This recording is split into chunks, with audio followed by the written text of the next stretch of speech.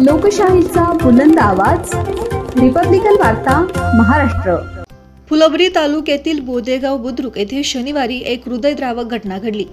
राजदीप सुनील वाघ वय वर्ष 16 हा खदानीत पोहण्यासाठी गेलेल्या मित्रांसोबत बुडून गेला। सकाळी राजदीप आपल्या आई वडिलांसोबत शेतात कामासाठी गेला होता, मात्र दुपारी 12 वाजता गावातील आठवडी बाजारासाठी गावात परतला। याच दरम्यान त्याला 4-5 मित्र भेटले आणि सर्वजण मिळून गावाजवळील खदानीत पोहण्यासाठी गेले। राजदीपला पोहता येत नसतानाही त्याने पाण्यात उडी मारली। काही क्षणातच तो पाण्यात बुडाला आणि वरच आला नाही। मित्रांनी आरडाओरड करून मदतीसाठी हाका मारल्या, मात्र जवळपास अर्धा तास कुणीही मदतीला पोहोचले नाही। यानंतर गावकऱ्यांनी घटनास्थळी धाव घेत त्याला बाहेर काढले।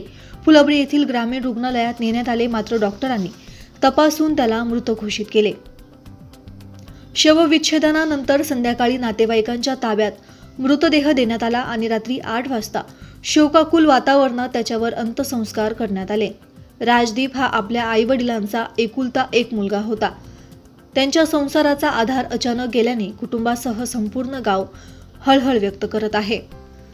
रिपब्लिकन वार्ता Maharashtra वृत्तवाहिनीसाठी Marathwada उपसंपादक Akbar Shah, Chhatrapati Sambhajinagar. Subscribe now and press the bell icon. Never miss an update.